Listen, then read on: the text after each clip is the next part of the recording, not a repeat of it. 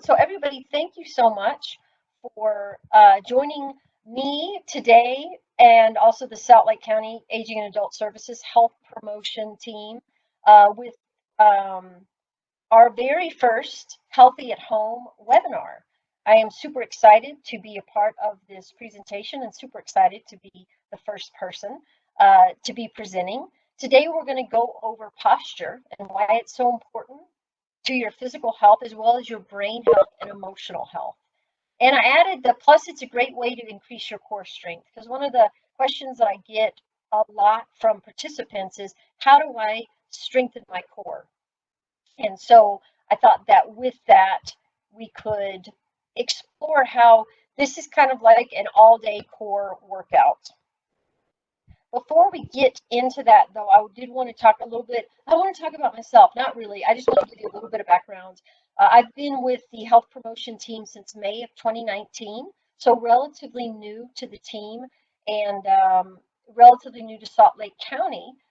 One of the wonderful things is I was new to the program when COVID hit. So I feel like I'm just on a wonderful ride through Salt Lake County and all the changes that are going on. And although I'm sad for the reality of it, I'm excited for the possibility of what we can offer to the older adults of Salt Lake County. I'm a certified enhanced fitness master trainer. If you've taken enhanced fitness, we used to offer that at the senior centers and hope to soon. I'm a certified Walk with Ease leader and also certified Arthritis Foundation exercise program leader, which we're also going to hopefully be starting virtually soon, or we will be starting in mid-September. I have a master's of science in kinesiology. I got it in 2017.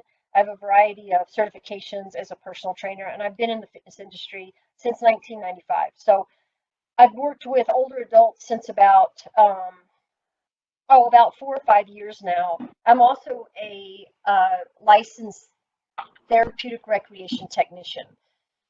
So I really do enjoy working with the older adult population, mainly because they listen and usually want to apply exercise for their health rather than their athletic endeavors. Not to say that older adults aren't athletic, but it becomes more than just athletics. And I think that's a great segue into posture.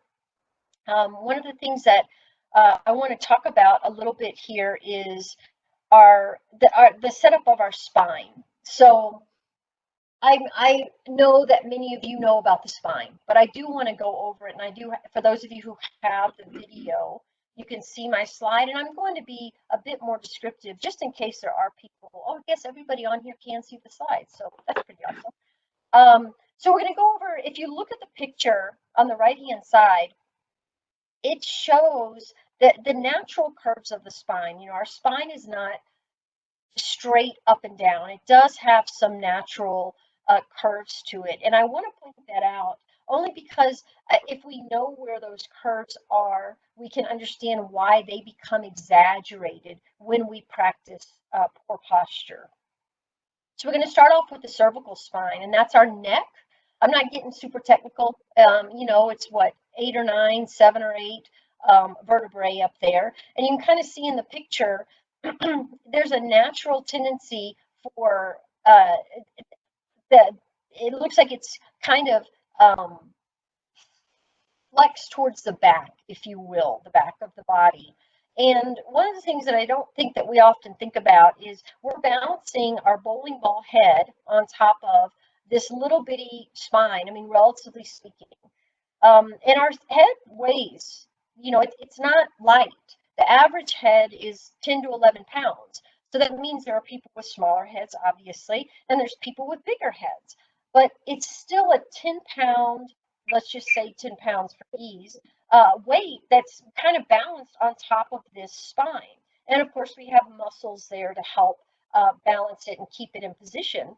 But if we start to let those muscles get deconditioned, or we have trauma, to our neck area, or we just practice poor posture or a non-neutral spine for long enough, we start to see that a lot of times our head will start to fall forward. And one of the things about the forward head motion is once our head is forward, the rest of our spine will follow. And a big part of that is what I'm going to talk about next.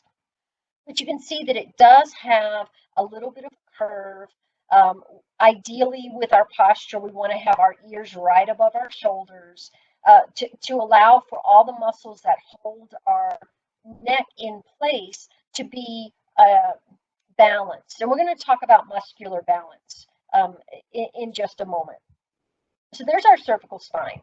Now our thoracic spine, that's basically our chest area, and that's made up of the majority of the vertebrae of our spine. And you can see that it has a slight bend, depending on how you want to think of it, towards the back of the body. So if you can imagine that our head kind of falling forward, it's going to be really easy for that thoracic spine to arch and go into more of a hump back, right? Because all of a sudden we have this big head going forward, and then we have the natural kind of curve there in that thoracic spine. So it's not hard to imagine that it's going to throw our head forward. Um, so we want to be and that's one of the areas that if you look at people's posture, we really notice that excessive kind of hump back, and the technical term for that is kyphosis. That's the excessive flexion of the thoracic spine, and it used to be we would see that in the older adult population.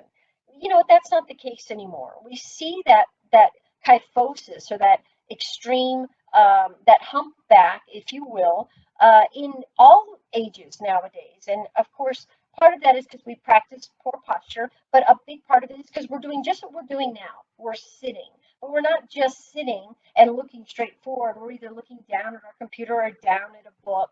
And that, again, throws our head forward and starts to accentuate that kyphosis in our low back. And the young today are growing up in that position. And the body will do what you practice. And I'm going to get into, I talk about practice a lot during this presentation, and I'll get into what I'm talking about more specifically. But what you do day in and day out with your body, you're in effect, you're practicing that posture, that movement. So if I sit at my desk for 8 or 9 hours a day with a arched upper back, my body's going to say, oh, I guess this is how this person wants me to be. And I'm going to adjust all the musculature and even the bones to accommodate this posture. Now, hopefully that makes sense. So we have to be very aware of what we're practicing throughout the day, and especially with that thoracic spine, just because it is kind of the biggest part. All right. And then also, let's talk about that lumbar spine. So the lumbar, oh, that didn't change. Let's try. Nope. Maybe it did change.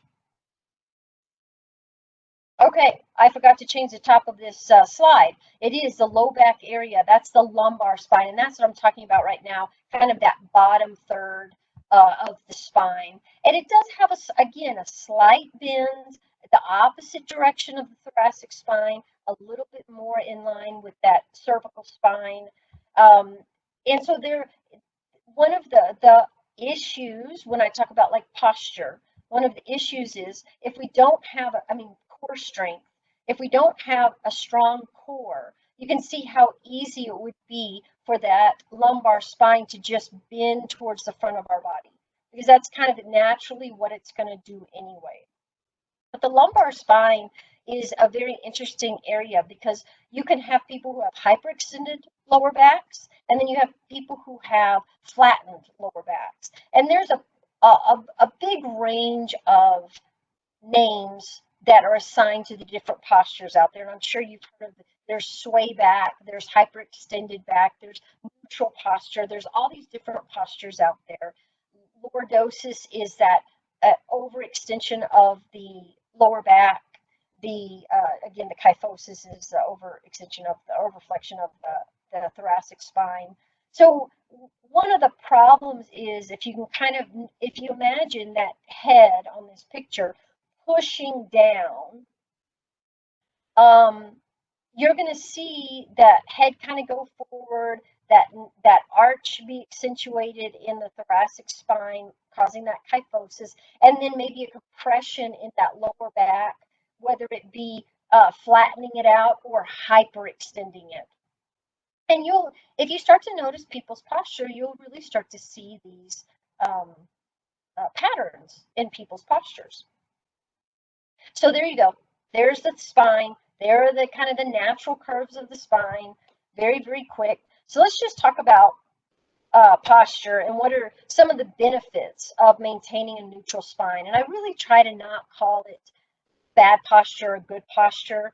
I really want to be not so specific or negative with my verbiage. So I'm going to call that the posture that we want to practice a neutral spine. And that neutral spine is going to look like the picture. You know, it's going to look like this, where you have just that slight curve, but ultimately the body is in line. The ears are over the shoulders. You don't have a hump in your back. You don't have overextension in your lower back.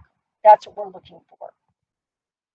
All right, so let's talk about those benefits. And this is one of my favorite things to talk about, just so you know. Uh, it helps build and maintain muscle tone. So if you see the picture that I have on this video, we have a person on the left-hand side. This person is either really has the unneutral posture that I don't love to see, or this person is accentuating it, right? Kind of slouching down. I think we can all, even as we sit here, kind of slouch down and let our head fall forward and round that upper back. And either you're going to hyperextend that lower back or round the lower back. And you can see in that left-hand picture, the belly is protruding. We don't have a lot of tone in that core or in the abdominal area. And this person's chest is sagging into their body. And you can barely see that chin is forward. And let's say that this person stands like this for 10 years, which is very, very, very possible and common. The body is going to start to accommodate this posture. So if you can imagine this person's chest, the shoulders are forward, so the chest muscles are going to become shortened. They just are to accommodate that forward motion with the shoulders. And the back muscles are going to become lengthened to help hold that position that they've been practicing for so long. And the same thing is going to go with the belly. The belly is going to become loose, and the lower back is probably going to become fairly tight. And so that relationship is called a length tension relationship. And what we want is for the back of the body and the front of the body to have basically the same length and tension so that they help to hold the body in that neutral spine. And you can see on the right hand side of this picture that the front and the back of the body are much more even. This person still has the same kind of setup, but all of a sudden the shoulders are back. The chest is lifted. Notice that the chest is not laying on the ribs. The chest is being lifted off the ribs. So all of a sudden that over accentuated arch in the upper back is minimized, right? It's gone back to just the natural curve of the upper back. And then you can see the person in the blue shirt has a very toned belly. The belly is pulled in. I'm not talking about any extra tissue that might be on the body, right? Any fat that's on the body, that doesn't matter. This person still has a much more toned midsection.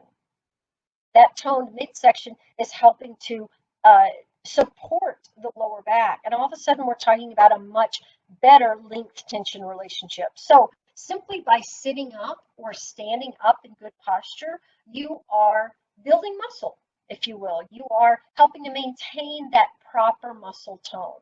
So if you look at the picture on the left-hand side, if you drew arrows of gravity on this person's body, they would kind of go up the back and down the front, right? You can really see where gravity is pulling this person down, and those arrows are just going down towards the feet. Whereas the person on the right-hand side, the arrows are going up the front of the body. This person's counteracting that natural pull of gravity, and instead letting the gravity pull down the back to help lift the front.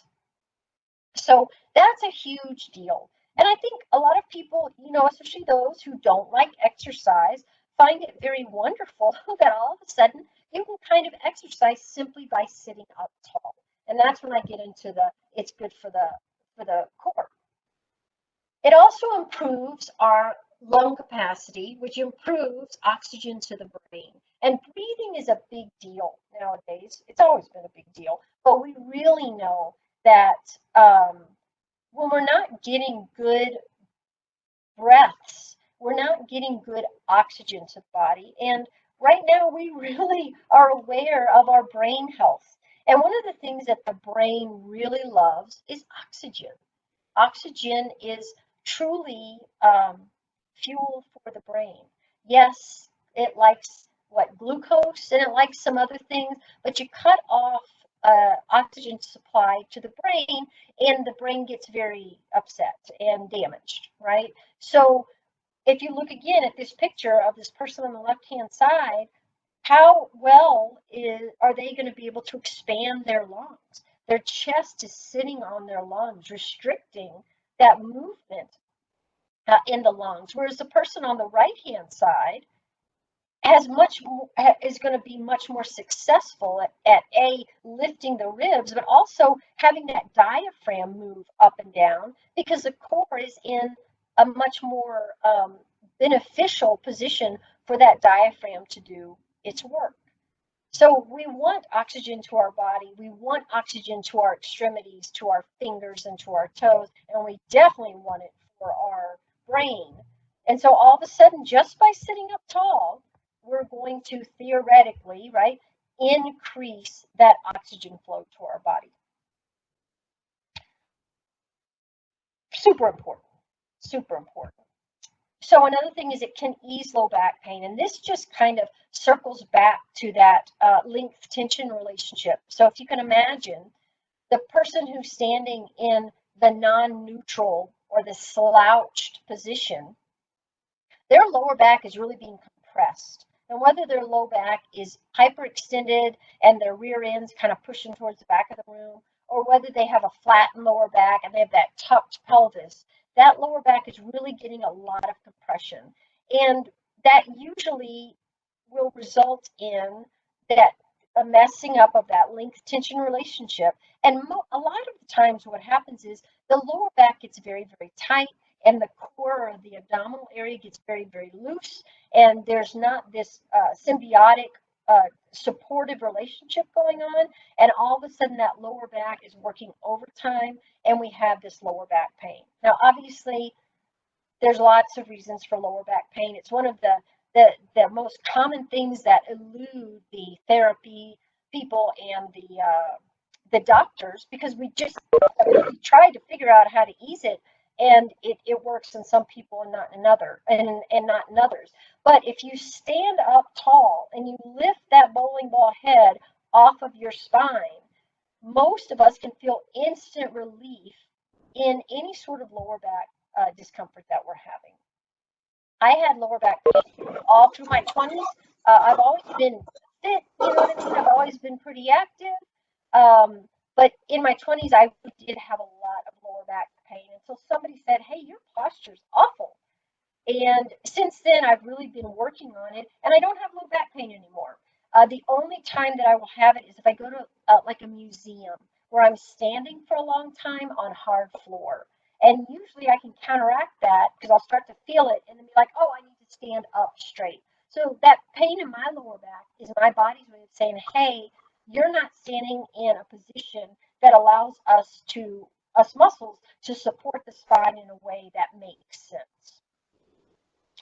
So it's not a cure all, but it definitely is something that can be done or can alleviate some of the pain for some of us. So core strength. Again, like I said at the beginning of the presentation, people ask me all the time, what's the best exercise for core strength? What can I do for my core strength? And without a doubt, the best thing you can do for your core strength is to practice a neutral spine. And that means while you're sitting, that means while you're standing, that means while you are doing things, like so exercising. And exercising can mean anything. That can mean walking, that can mean playing pickleball, it can be doing Tai Chi, it could be doing yard work. But no matter what you're doing and where you're moving, to try to practice your neutral spine. Now, yes, when you bend over. Uh, I would argue that you could keep a neutral spine even when you bend over. But let's say you're picking weeds or something when you have to be really down close to the ground, and you just are going to have to get that bend in the upper spine. Well, do what you need to do, and then come back into your neutral spine. But there's lots of techniques that we can learn for getting down onto the ground, bending down, picking up packages that allow us to maintain that neutral spine, which means allows us to maintain our core strength. And that means, again, going back to that length tension relationship that we have. As long as that core is as strong or the same length as our lower back, we're going to be much better off. So, good news. If you are somebody who wants to have a strong core, you don't have to go to the gym. You don't even have to leave your chair. You can just sit up nice and tall. All right. Changing the way that our body operates, changing our natural posture, meaning the thing that you've been practicing for the last 20 years or 30 years or 50 years, right? Depending on how old we are, is a slow process. It's kind of like turning one of those big tankers in the ocean. You don't turn it quickly. You see something way miles up ahead and you say, I want to avoid that, so I'm going to start turning now. That's the same thing for changing our bodies. It's a slow transition.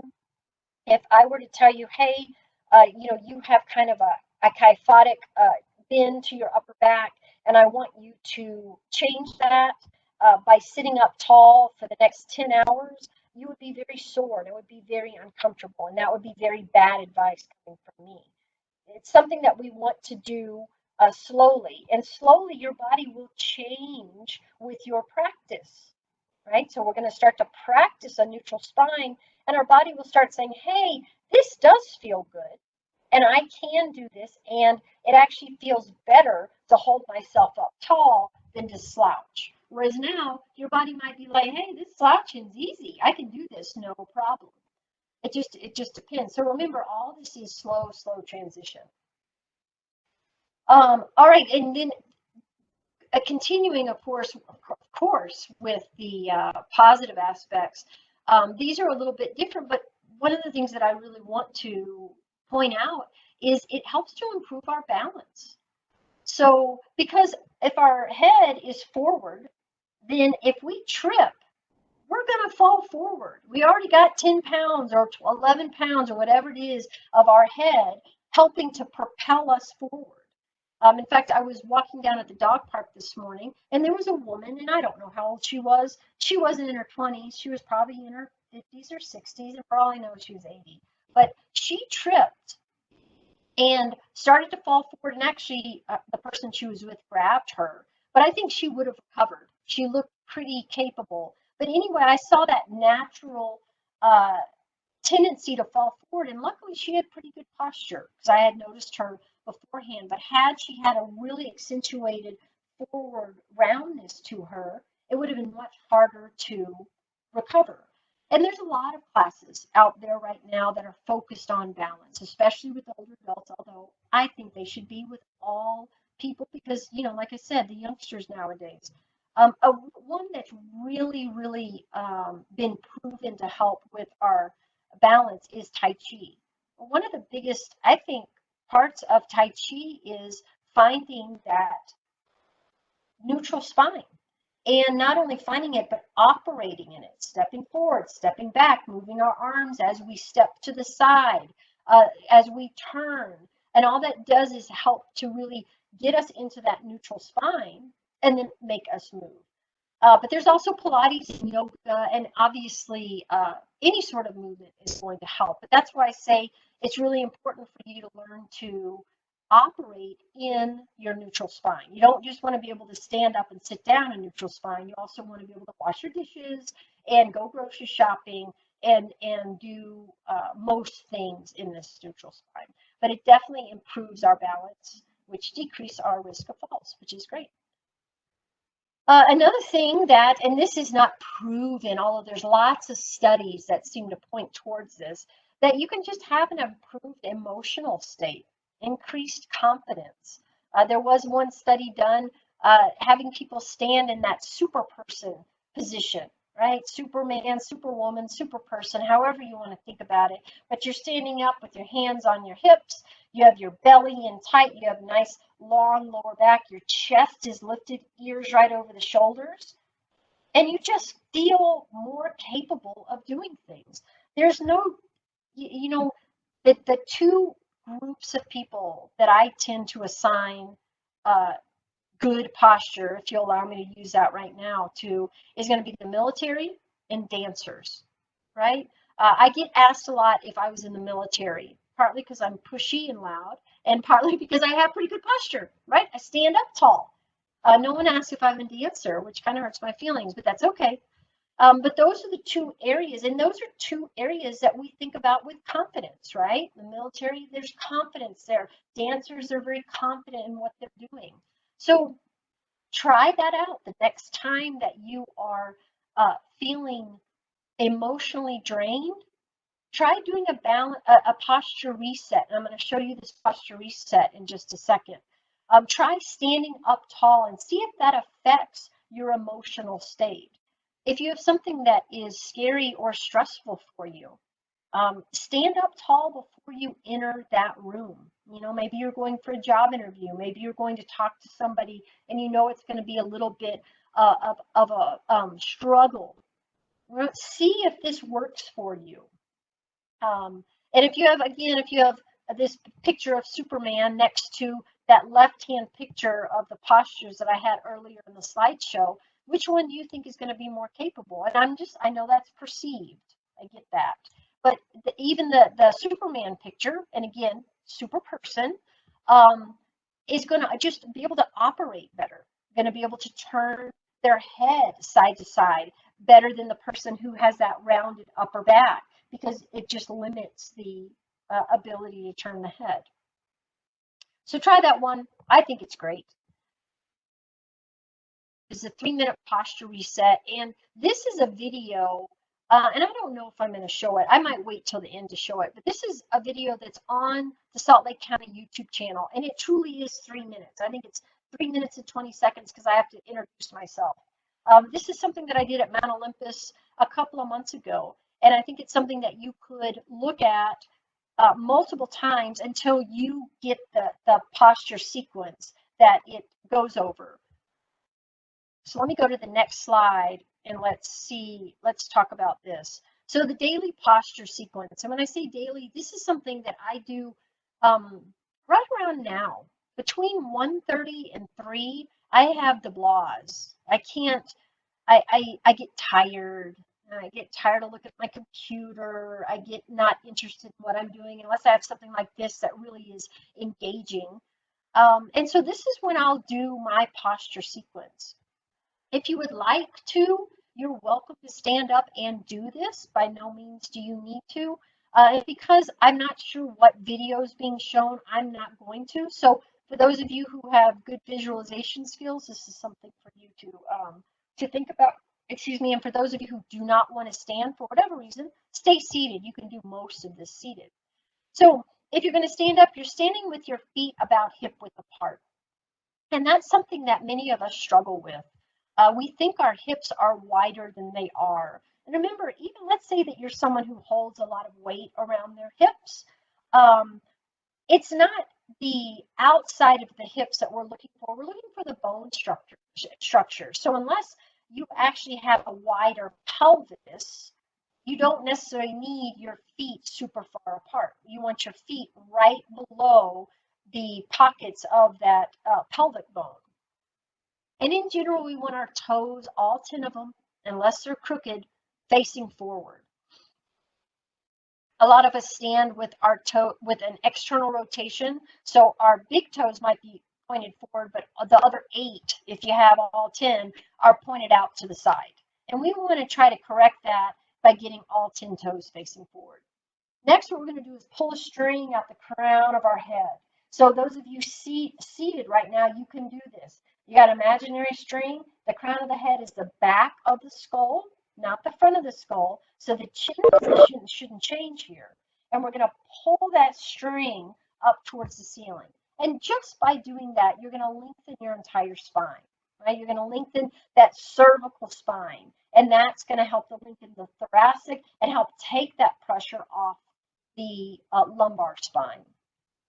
Just doing that naturally lifts the chest, naturally pulls that belly in. And all of a sudden, maybe your lung capacity gets a little bit bigger, or the movement in your diaphragm becomes a little bit easier. So that's a key one, is to pull that string out the crown of your head and imagine your ears right over your shoulders and try not to lift your chin. So because we're really pulling from the back of the head. Then what you want to do is pull your belly to your spine. And that doesn't mean suck in your gut. I'm not saying suck in your gut. I'm just saying compress that belly to the spine. I'm doing it now. You should be able to breathe while you're doing this. You should be able to do diaphragmatical breathing while you're doing this. All you're doing is telling your abdominals, hey, I want you to be strong. And specifically, I'm talking about a muscle called the transverse abdominis, and I'm not really going to get into that today, but I think all of us have heard of girdles. We've heard of Spanx. We've heard of weight belts. Those are all designed to help increase or increase our core strength or decrease the girth of our abdominal area. And little did we know this whole time we actually have an internal girdle. It's called our transverse abdominis. So when you contract it, it pulls everything in. It's actually a muscle that's very much involved with our exhalation. It's involved with our sneezing or blow your nose. That has a lot to do with that transverse abdominis. And when it is fit and healthy, your belly is going to be pulled in and strong and tight. And again, so what if you have extra adipose tissue on there or fat on there? It doesn't matter. You still can have this nice strong spine. Nice strong core that's going to help support your spine. You want to lift your chest up and open. Pull that sternum up to the sky, but don't lean back, because if you lean back, all that's doing is shortening that lower back. We don't want that, right? So remember that picture that I had, the person on the right-hand side, their chest was lifted and their belly was pulled in, but they had a nice long back while they were doing that. Then we want our shoulder blades pressed into our back, not together. A lot of people feel like what they need to do is pinch their shoulder blades together. I'm not suggesting that. Instead, what I'm going to say is if you're sitting right now or standing, whichever, externally rotate your entire arm. And that means take your thumbs, maybe from facing forward or facing your body, and turn them to try to face the back of the room. And you can feel that presses your shoulder blades into your back. And in fact, it naturally lifts your chest. And that's called scapular depression. That's pressing that scapula against the body. When we're in a slouch position, those scapula are pressing towards the back of the room, and we want them to press into our body. That's going to help lift our chest up. So then once you have that external rotation in your arms and your chest is lifted, keep that position and let your palms face your body, right? We want to try to stand in neutral posture without being stiff, and that's always the hard part, right? Is not being this stiff standing up person who kind of walks like a robot. We want to figure out how to be natural in this position. And so last kind of concept that I want to throw out there that I've been talking about a lot is practice. We have to practice everything, right? When you're a kid and you play soccer for the first time, most of us aren't naturals. Most of us have to practice dribbling the ball. Most of us have to practice how we're going to kick the ball. If your child or your nephew or your grandkid comes to you and says, hey, I played soccer once and I'm really bad at it, you wouldn't say, yeah, you probably are, so yeah, you shouldn't do that. You would say, well, you got to practice it. And it's the same thing with our posture. We're practicing our posture all the time. It's one of the few things that we do pretty much, 15 to 18 hours a day is our posture. So I'm not saying that you need to practice your posture 100% of the time that you're awake, but you do need to practice it 80% of the time that you're awake. So yes, while you're eating dinner, instead of sitting the lazy boy at the TV, sit at your table. You can still watch TV, but you want to sit in a place that enforces that neutral spine so that you can practice it while you're eating or while you're reading a book. So let's talk about reading a book, because people blame digital screens a lot. But if you can imagine, if you are doing needlepoint or reading a book, you're going to be in that natural slouch position because you're looking down at that needlepoint or down at that book. And one woman said, you aren't suggesting that we put a book up at eye level. And I'm saying, yes, I am suggesting that. I'm suggesting getting like a music stand and putting your book on that music stand. So while you read it, you're enforcing that proper posture if you're going to be reading for an hour or two during the day. Yes. Otherwise, all you're doing is spending that time filling your brain with this wonderful book, but telling your body, hey, you can operate in this slouch position. This is what I want you to do. And we want to tell our body, this isn't what we want to do. So when I used to teach a posture class, which I did for many years, I would get the people set up in their good posture. They'd all be looking great. Their chest would be open, their ears over their shoulder. They'd all be looking super confident and ready for the whatever came next. And when I would say, all right, you guys, I'll see you later, they would almost all of them go back into their other posture position. They're the ones that they practice most of the day. And I'd be like, oh my goodness, this is, we got into this posture so you could try to practice it for the rest of the day. So with that, I'm going to unshare my screen and see if there's any thoughts or questions out there for me that I can answer, or anything that maybe I went over a little too quickly or you didn't understand.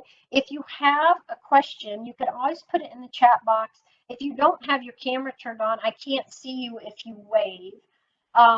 But that's what I'm going to do is you need to let me know somehow, whether it be in the chat box or wave, and I will unmute you, and then you can ask a question. I see that Alicia has a question, so I'm going to go ahead and unmute her. What you got for me, Alicia? So it's very oh, I hear an echo. Why? Should I unmute can I unmute myself? No, try that. Okay. Oh, that's better. So the last of your posture points was, your arms straight by your sides and the palms facing in. But just before you discussed that, you talked about turning your thumbs to the back. Can you explain? I mean, that feels actually pretty good. I was surprised when I tried it. Can you explain what that anatomically is doing? Yes, absolutely. Good catch on that. So the anatomical position is actually, you can't hear me?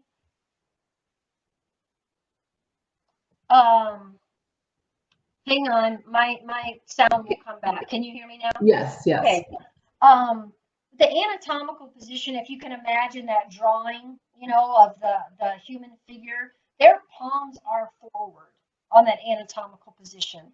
But that's not how we want to operate, and it's not how our body wants to move and walk. So the idea is to externally rotate and get those thumbs facing towards the back of the room to feel that musculature that holds the chest open and the shoulder blades in, and keep that. And notice how you can let your palms face your body and not release that position of your shoulder blades. They are two independent things, but we've gotten so used to rounded position that we feel like you can only do one or the other. And really, you can do both. You can have your palms facing your body. If you notice people, next time you're in Walmart or Costco or wherever you might go, Smith's, I know we're not going places nowadays, notice how many people walk with their palms facing the back of the room. They have that's how internally rotated that is their palms face the opposite direction that supports that open chest position. It's not that it can't be done, but it's a lot more work when those palms are facing back. So it's something that you have to practice and kind of develop that muscle memory so that you can depress those shoulder blades into your back while your palms are facing your body. Great, thank you. You're welcome. You're welcome. Good question. Does anybody else have any questions? Again, you can put it in the chat box, or you can wave to me, although I only have a few people on video that I can see. Nope, I was that good? All right. Excellent. I like it. I like it. Well, I really appreciate all of you joining me today for this presentation. I think most of these presentations will be in that 40, 45 minute, maybe even a little bit shorter, and then have a Q&A afterwards so that you can ask for clarifications or ask for, just ask questions in general. And we have another one next Tuesday. Oh, and I wrote down the next week is the one that's in Spanish. So the third Tuesday of every month, our presentation will be in Spanish. So if you speak Spanish or you know somebody who does, let them know about it so that they can be a part of the presentation. Our webinars will always be about something health related, and I can make anything related to health. So there's going to be a wide variety of presentations. So if there's no other questions, I really appreciate oh, Ron, hang on. Let me get you, Ron. All right, talk to me. No, I was just trying that link. Oh, okay, great. If there's no other questions, and I hope you guys have a wonderful, wonderful, wonderful day. And get in touch with me if I can be of help to you. And we'll see you, if not before, next Tuesday. Thanks.